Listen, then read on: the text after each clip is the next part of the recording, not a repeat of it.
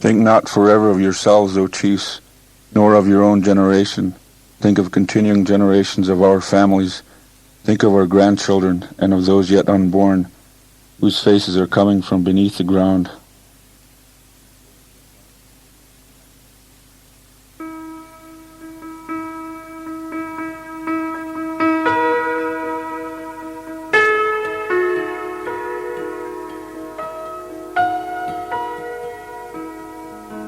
Just off the map, beyond the interstates, out past the power lines and the shopping malls, up that little side road without a sign on it, lies the land of the wisdom keepers.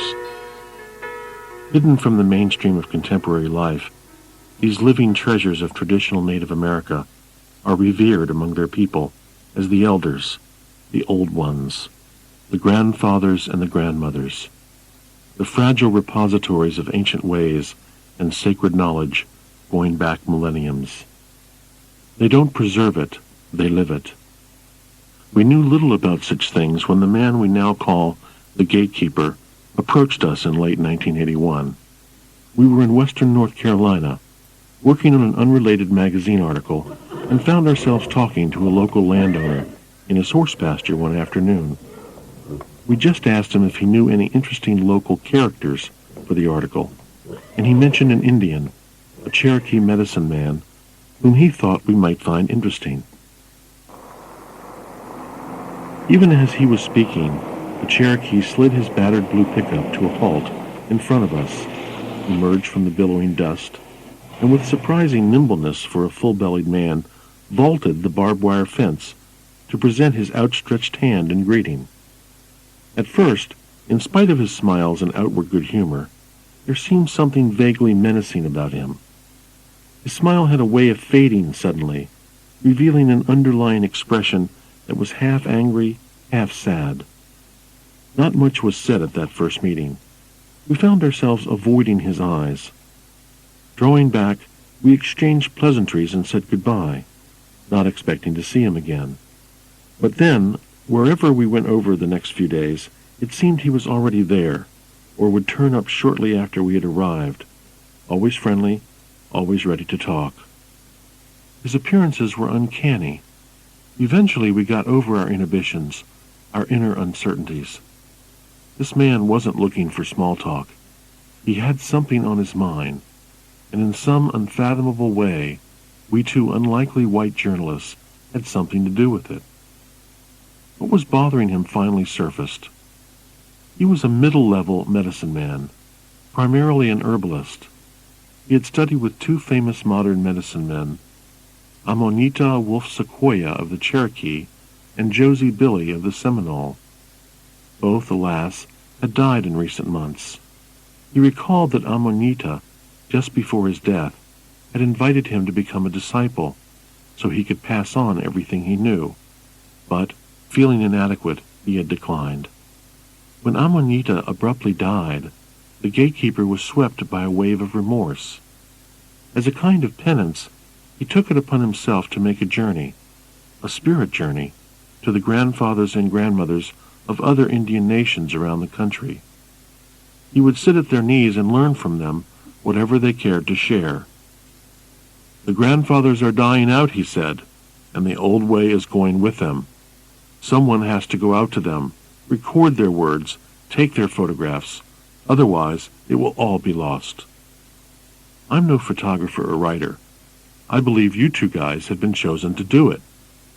The Cherokee's words, like seeds, took root in us, and the idea was born of a journey into Native America in search of the grandfathers and grandmothers, the wisdom keepers. At first we thought the Cherokee himself would lead us into that mystic labyrinth, but we were wrong.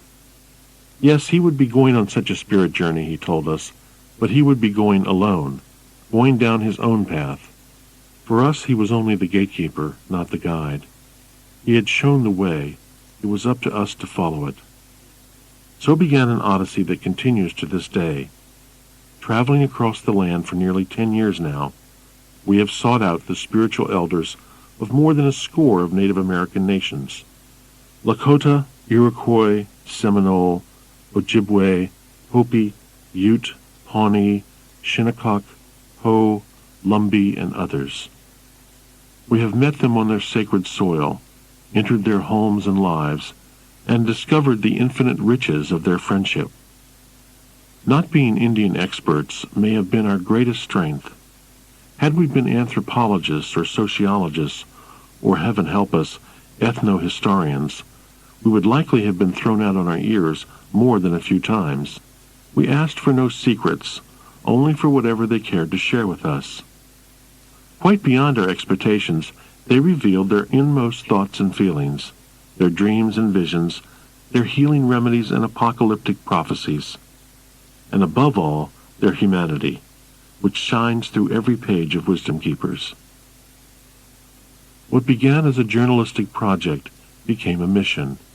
Each Wisdom Keeper bestowed on us some special gift of understanding, some indelible experience. From each, we came back enriched. Wisdom Keepers, we learned, are not necessarily old.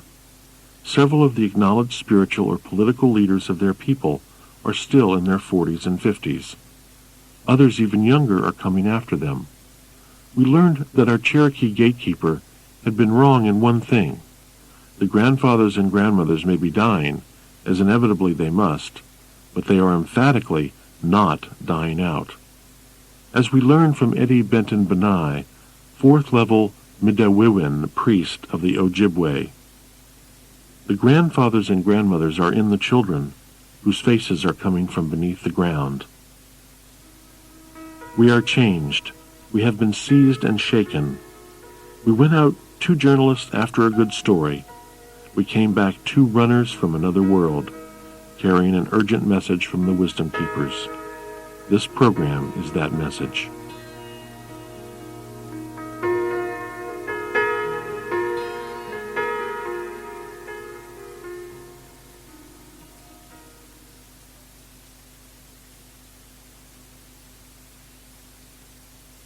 Charlie Knight, Ute.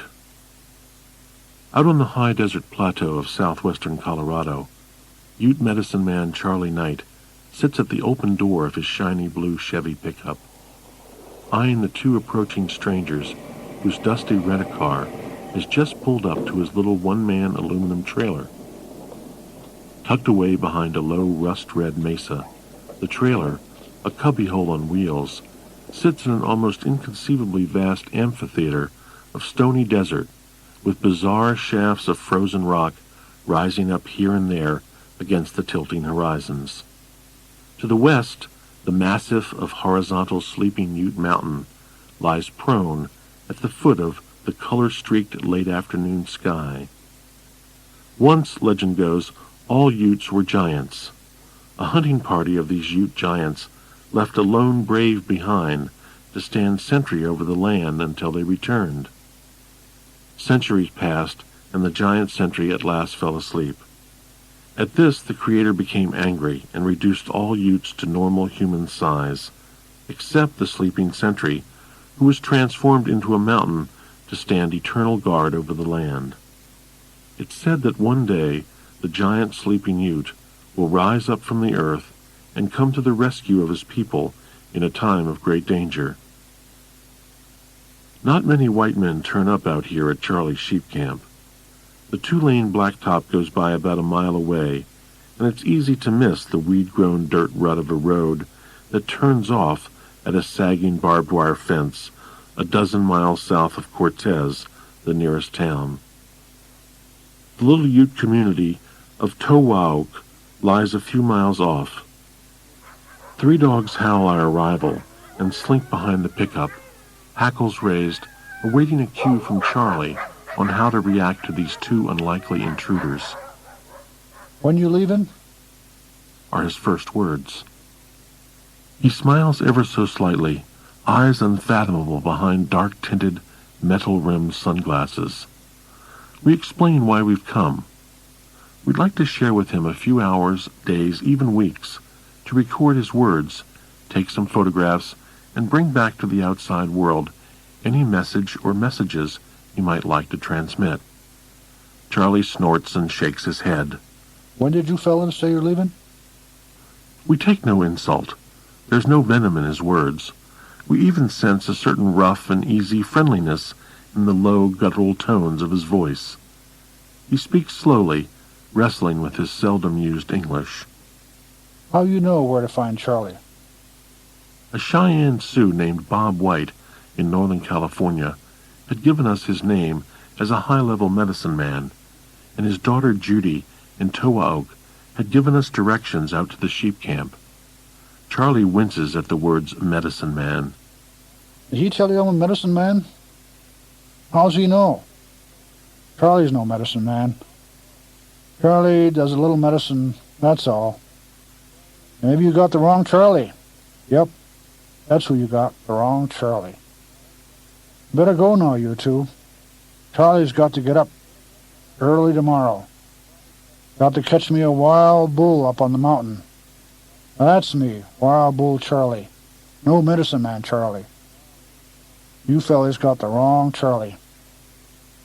Now, abruptly, he's dead serious again. He studies us through the sunglasses. Maybe you'll come again. But now you better go. Not good two fellas like you be wandering around here after dark. Things can happen at night. Stick people could be out. You got the wrong Charlie. We hang around for the next few days, chasing wild bulls with Charlie and his son Big Jim on the lower slopes of Sleeping Ute Mountain, then attending a livestock auction with the two of them in Cortez. They get used to these two prying white intruders. After the auction, Charlie invites us to come out to his daughter Judy's house the next day. Maybe we talk a little. Next day, before Charlie arrives, we talk to Judy. According to BIA rolls, my dad was born January 1st, 1909. But that's just a date they assigned to lots of older people during a census years ago. My dad says some of the others with the same birth date were still babies when he was a boy. He's probably 85, maybe a few years older. She tells us that a few months before, a revered elder she calls simply grandfather had died. He was more than a medicine man. Grandfather could do things no one else could do. He could make tears come out of a piece of wood during the Sundance. After he died, they say his power went into my dad. He can do wonderful things too. Charlie arrives, gives us a perfunctory nod, and sits in an armchair, hands on his knees, looking away from us. There's a long silence. Slowly he pivots around and peers at us through his sunglasses. He says something to Judy in Ute, and moments later she brings out a small cassette player, which Charlie takes and sets on his lap.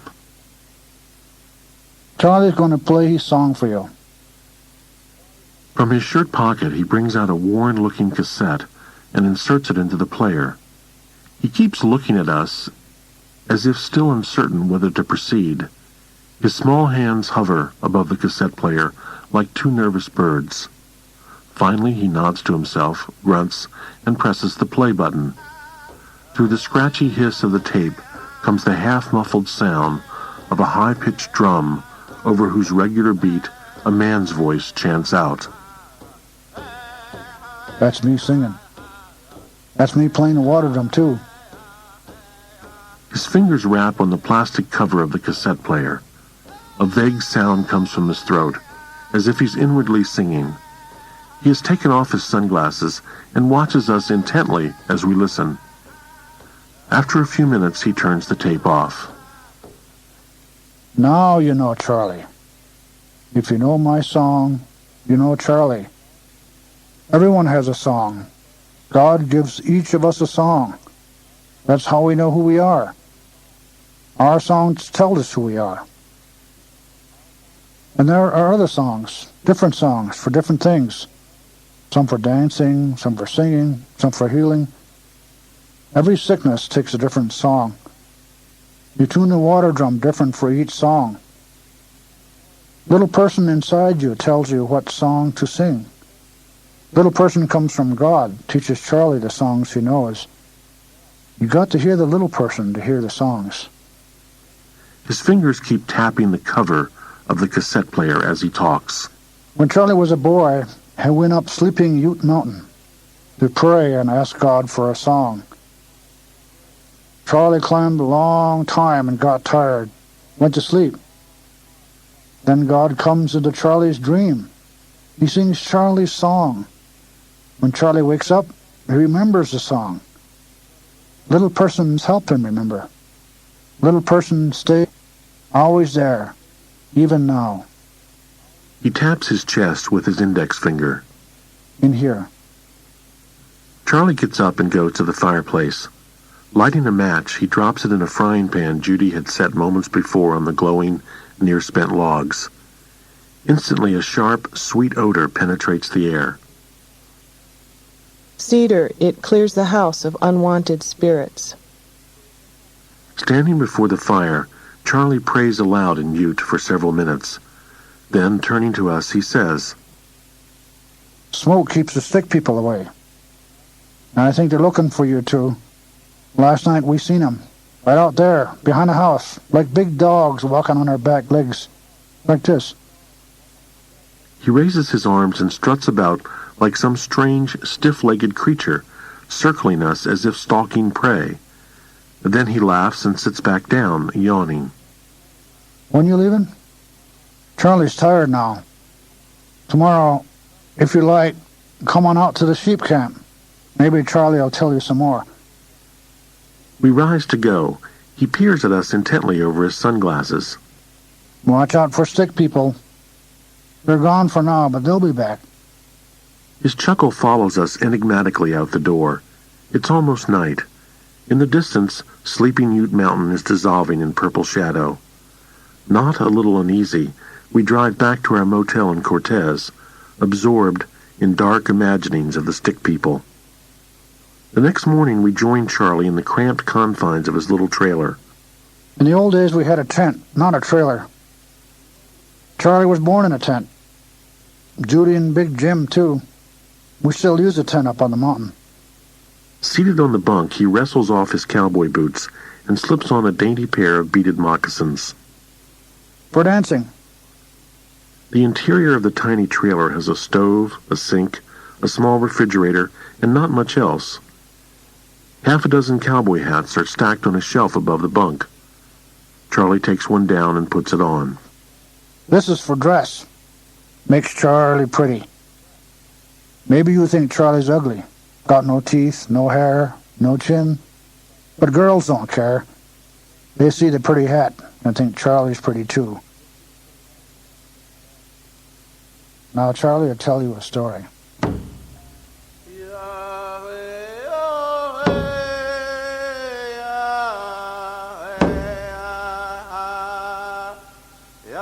When Charlie was 32 or 33, he got his healing song. Charlie lay down on his back on the ground, hands out. In the vision, the Creator came down like a big light. There's light coming out, and he's got angels all around him, all made of light. The Creator came down and touched me here on my hands. Then he taught Charlie his healing song. He taught me how to heal. He showed me how to use the eagle feather to find the sick place in a person. He told me, sing the healing song, then build a fire. Take a burning coal in your hands. It won't burn if you pray right. Then take the heat out of the coal into your hands, and then rub the person's body in the sick place. Put your hands in water and do it again. Do it 7 times. The sickness will go away if the Creator wants. Everyone has to find the right path. You can't see it, so it's hard to find. No one can show you. Every person's got to find the path himself. If you find it, maybe it takes you to the Creator. But if you go down the wrong path, maybe you find the stick people. They're waiting for you out there. I'm telling you guys, you better get out for now. I got a warning. Someone could get hurt if you stay. When you leaving? His tone is unmistakable. He wants us to go. We thank him and get up to leave. Wait a minute. Charlie makes a little good medicine for you. Stand right there. From somewhere he's produced an eagle feather.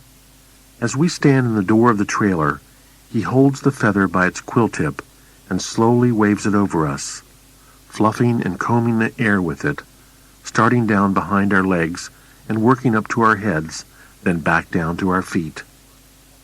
Good blessing. Help you find the right path. Maybe you come back another time. Charlie tell you some more. Right now is the wrong time. Later on, the stick people will go away and you come back. It'll be safe then. You remember. Follow the right path and take it back here. Charlie be waiting.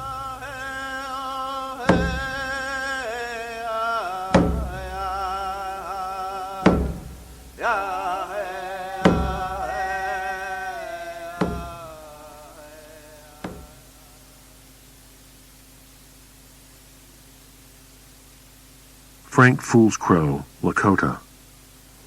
It's February 27th, 1983, and we're among several hundred celebrants attending the 10th anniversary of the occupation, the 1973 takeover of tribal council buildings at the little reservation community of Wounded Knee by traditionalist activists of the American Indian Movement. The ensuing 73-day siege by U.S. Marshals and the FBI left 2 Indians and an FBI man dead, and many of AIM's organizers in prison or on the run. That it took place by design here at Wounded Knee, where U.S. troops using rapid-fire Hotchkiss cannon massacred some 250 Lakota men, women, and children in 1890, has made this site doubly tragic, doubly holy. Now, 10 years after the siege, the celebrants have marched here from the 4 directions, converging at this forlorn cemetery on the hill's crest, gathering shoulder to shoulder in a memorial service for those killed in 1890 and 1973. 4 times the eagle bone whistle blows from the haunted hill of Wounded Knee, 4 times in each of the sacred 4 directions. The frail, eerie squeal of the whistle lifts into the high, empty, chill blue South Dakota sky. As the shrill cry of the whistle penetrates the silence, the hushed crowd huddles together, heads bowed in prayer. A restless wind whips around the pungent smoke from burning white sage presented moments before to the Creator. Again and again, the whistle's screeching pierces the air, each blast catching the wind and floating over the vast and barren plain, which is surrounded by a far ring of low mountains. With the crowd's watchful eyes focused upon him, 93-year-old Lakota ceremonial chief and spiritual elder Frank Fool's Crow lifts high his smoking medicine pipe, symbolic of the original pipe brought by White Buffalo Calf Woman. He points its blue-feathered mouthpiece first to the 4 directions, then down to Grandmother Earth, then up to Grandfather Sky. His prayer in the Lakota language mingles on the air with the wafting incense of the sage and the lingering after-echo of the eagle-bone whistle. In plaintive tones, he implores the Creator for a sign, the sign that he still hears them, that he still remembers and loves his Indian children. A hollow wind wails hoarsely above our heads, like a distant chorus of muffled voices, as if the still undeparted spirits in Wounded Knee Cemetery are adding their ghostly supplications to the communal prayer. After Fool's Crow's moving words, chanting singers and drummers raise a musical prayer into the wind. Soon the crowd begins to murmur, heads tilt back and fingers point skyward. The chanting and singing stop abruptly. People nudge each other in awe. Look up in the sky," someone cries. Our eyes raise skyward with the others, and there, perhaps 1,000 feet above our heads, circling on outstretched wings, the only thing visible in all that colossal blue dome of sky, an eagle. "Now you see the power of Wounded Knee," a voice shouts out. For fully 10 minutes the great bird, witness of the Creator, hovers over the sacred hill of Wounded Knee. Then, before tears can be wiped from wondering eyes, it suddenly flies off and almost instantly disappears, gone whence it came. And the elder thanks the Creator for recognizing the people once again by sending, as he has so often done before, the sign of his power and love.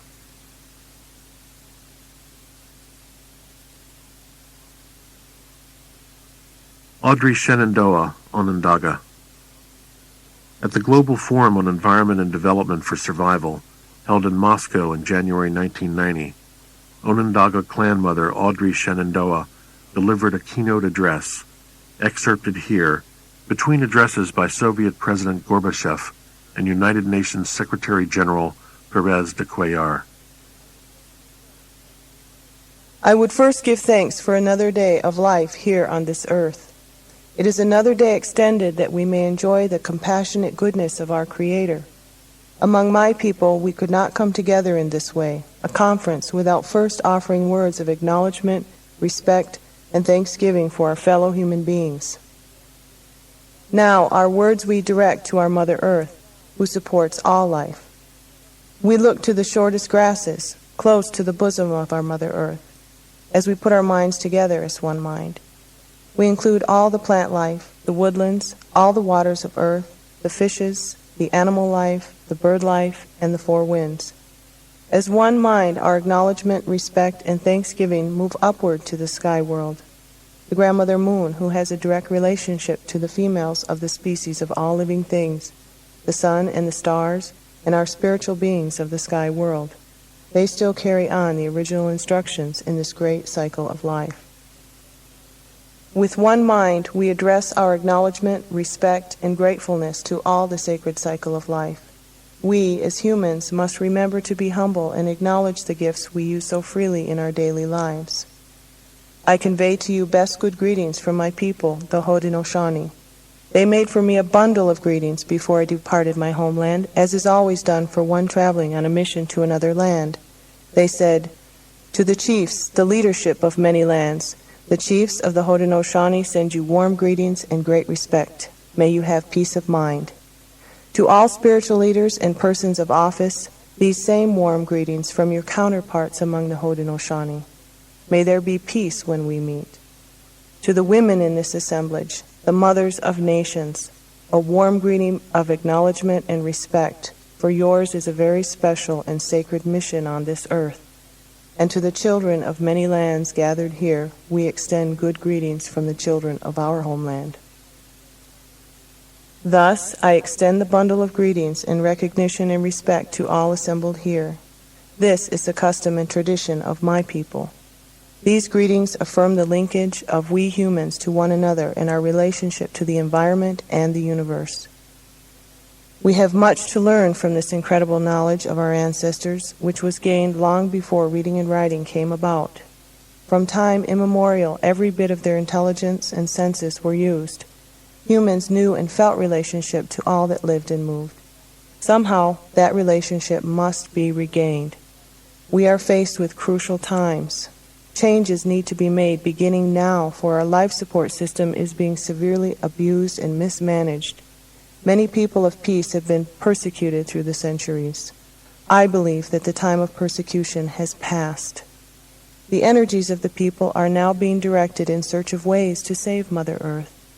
The founder of Haudenosaunee government, whom we call the Peacemaker, intended that there be social justice in the world. No man was to be more privileged than any other man. All were to be accorded respect. A healthy human mind respects the gifts of life. All nature gives life. There is no word for nature in my language. Nature in English seems to refer to that which is separate from human beings. It is a distinction we don't recognize. The closest words to the idea of nature translate to refer to things which support life. It is foolish arrogance for humans to think themselves superior to all the life support system. How can one be superior to that upon which one depends for life? Humans have invented marvelous technologies. The result has been that parts of the world live in unnecessary and debilitating surplus, while people in other parts of the world are dying for lack of food, water, and shelter. Priorities need to be directed so that people who have plenty need not feel shame while others hunger and die. There should be no homeless or hungry people anywhere in the world. Those in power need to address this deplorable situation. We are all fellow travelers on this earth. We live in an era when far too much money is expended on the military. Even as we enter a time of increasing potential for peace among the major powers, military expenditures remain grotesquely high. The purpose of these high military budgets must be the anticipation of violence. As a mother, I demand that our sons not be raised to die in war. War is irrational. If we are to live on this planet, we must eliminate warfare, which is harmful to all living things. I would urge the whole concept of nature be rethought. Nature, the land, must not mean money. It must designate life. Nature is the storehouse of potential life of future generations and is sacred. Human societies already possess the technologies necessary to provide food, clothing, and shelter for everyone.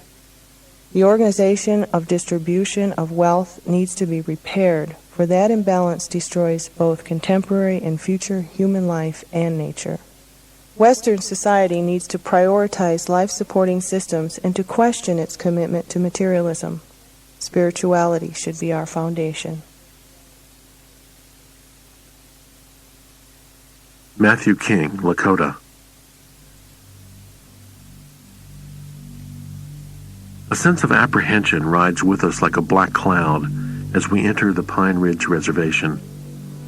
Perhaps it's the landscape, endlessly bleak, a sullen geology fitting the dark events that have transpired here in South Dakota between the sacred Black Hills and the Badlands. As we drive out from Rapid City, we look ahead for the soaring red and lavender rock spires shown in tourist brochures, hoping to see them lifting up from the horizon to relieve the oppressive flatlands monotony. Then we realize that the Badlands don't rise up from the landscape, they drop off from it, an eroded netherworld of grotesquely beautiful forms, glowing somberly in the quick-changing light. At sundown, they are a rage of shifting primal colors, from palest saffron yellow to blood-streaked orange to foreboding scarlet red. We're looking for Matthew King, a well-known traditionalist spokesman of the Lakota people. Don't call us Sioux, we are repeatedly admonished. That's white man's name for us. We are Lakota.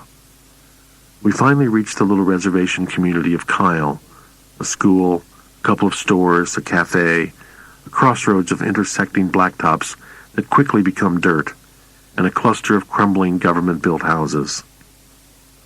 A neighbor's gaunt-ribbed dog snarls menacingly, but keeps a cautious distance as we knock on Matthew King's screen door. The short, white-haired, almost impish man before us grins in welcome. He leads us through the kitchen into the living room, sparsely but warmly furnished, and motions for us to sit down on a well-worn couch. He sits down in a chair directly across from us. Though the room is dim, Matthew's smile radiates its own illumination. The wall behind him is peppered with small holes. Goons from the tribal council did that. They accused me of protecting the AIM people, so they shot up the house. Used a shotgun right through the window. My granddaughter was lying right there on the couch where you're sitting. I didn't do nothing. They never investigated it, but we know who they are. Later on, those guys got beaten up pretty bad. We didn't kill them. I told our boys, don't kill them. I don't believe in violence. But if I take my guns, I can do a lot of damage. I'm an Indian warrior. I'll fight till they kill me. He waves his hand when we try to explain why we're here. I know why you're here. White man came to this country and forgot his original instructions. We have never forgotten our instructions. So you're here looking for the instructions you lost.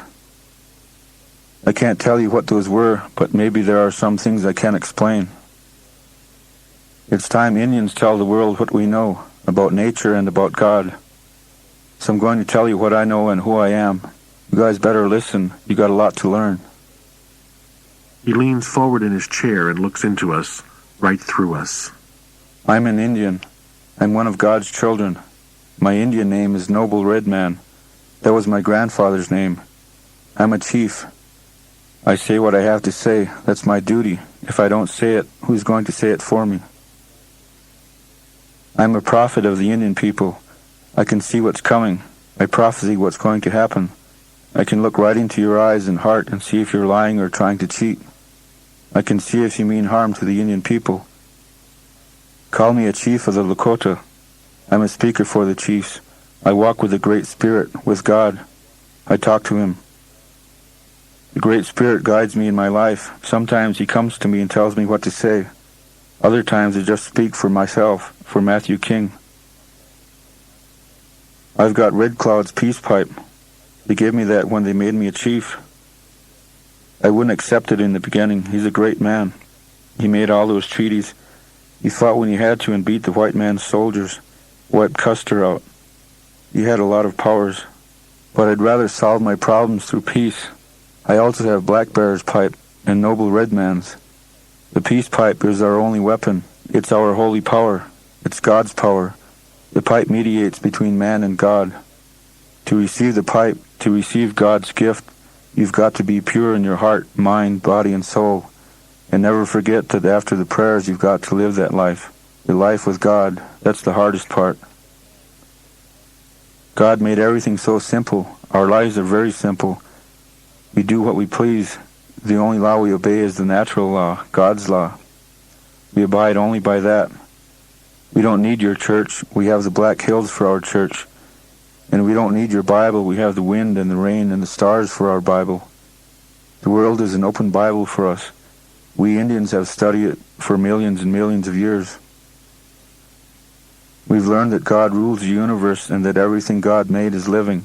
Even the rocks are alive. When we use them in our sweat ceremony, we talk to them and they talk back to us. When we want wisdom, we go up on the hill and talk to God. 4 days and 4 nights without food and water. Yes, you can talk to God up on the hill by yourself. You can say anything you want. Nobody's there to listen to you.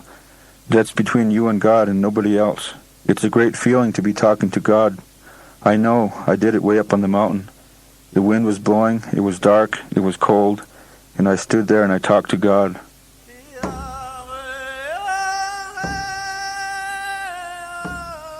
Once, while I was up on the mountain, I prayed to God to give us a cure for diabetes. And while I was there, somebody said, "Turn around." So I turned around, and there was the most beautiful Indian woman I'd ever seen. She had long black hair and the most wonderful face. She was holding something out to me in her hand. It was those little berries of the cedar, the dark blue berries on cedar trees. She held them out, but before I could reach out my hand, she disappeared. I know who she was. She's the one who brought the sacred pipe to our people. We call her a white buffalo calf woman. God sent her to save the Indian people. That was long ago. At that time we were starving. The children were crying. Our hunters circled far and wide to hunt the buffalo and the wild game, but there was nothing, not even a rabbit, not even a bird. We were being punished for having strayed from God, for not knowing him. His wrath was on us, but still God loved us. He wanted to give his Indian children the pipe so we could talk and pray with him whenever we wanted. So he sent that beautiful white buffalo calf woman to us with the pipe. She took the bundle with the pipe on her back and set off to carry it to the Indian people. But on her way she met 2 warriors. She set her bundle down and looked at them. They saw how beautiful she was. Man, you can't resist a woman like that. No man is strong enough to resist a woman. You just can't do it. Well, the first warrior was so afraid when he saw her that he just fell down, too scared to move. But the other warrior right away had evil thoughts about that woman because she was so pretty. So she called the one with the wicked mind over to her, and the cloud engulfed him, and when the cloud went away, he just lay there, skin and bones, dead. God don't want no evil thoughts. So I knew when I saw her up on the mountain that this was the same woman, but she disappeared before I could take those blue berries from her hand. Later on, when I got diabetes, I forgot about the berries. They sent me to white man's doctors. They gave me pills. Every morning I had to take insulin. I spent a lot of time in the hospital. Then I remembered white buffalo calf woman and those little blue cedar berries. I picked some, boiled them, strained the juice, and drank it. It's so bitter it took the sugar right out of my body. The doctors checked me and were amazed. They said the diabetes was gone. I didn't have to take insulin anymore. They asked me how I did it, but I didn't say. God gave us medicine to share with people, but if the white man gets his hands on it, he'll charge you a great price. and will let you die if you don't have it. God's medicine is free. God doesn't charge a fee. We don't give money to God. We give Him our prayers, our thanks. And sometimes we give Him the only thing that's really ours, our flesh, our pain. That's what the Sundance is all about, giving God our flesh, our pain, and never forget a prayer of thanks. The white man says we're warlike when we're peaceful. He calls us savages, but he's the savage. See, he calls his headdress a war bonnet. Sure, we used it in war, but most of the time it was for ceremony, not war. Each feather stands for a good deed, and I have 36 in mine. It's not about war, it's about who we are. When we sing songs, he calls them war songs. But they're not war songs, they're prayers to God.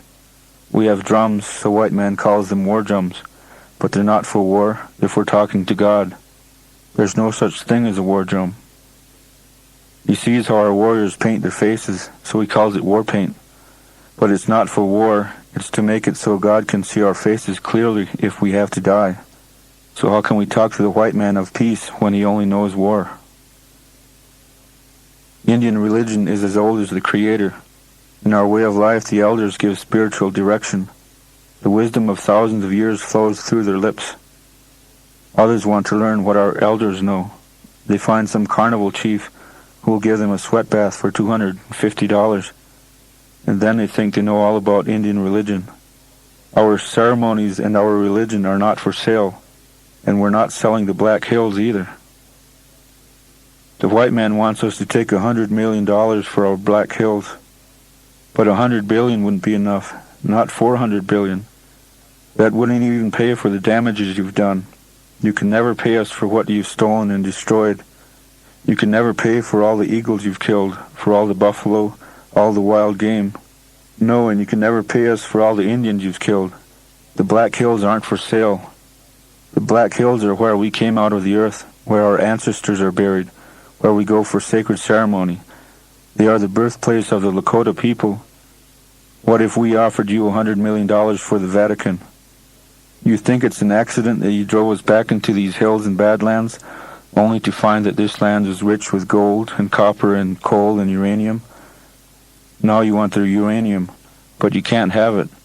We are the guardians of the uranium of Grandmother Earth. You can't have it. You'll only use it to destroy God's world. You have taken everything and given us nothing, but worst of all, you have never thanked us. You've got to change your ways. I don't have to change. You're the ones who have to change. I live by God's power, and I do what He wants me to do. We Indians lived a good life, a happy life, until you came here and made it miserable. Who gave you that right? You killed our people. You killed our chiefs. You stole our land. But God gave us this land. You can't take it away. Matthew rises from his chair. There's fire in his eyes. His words burn and smoke like brimstone. When he spits out you, he doesn't mean some abstract white man. He means the two of us here before him. We are the oppressors, the destroyers, the murderers. We are the enemy.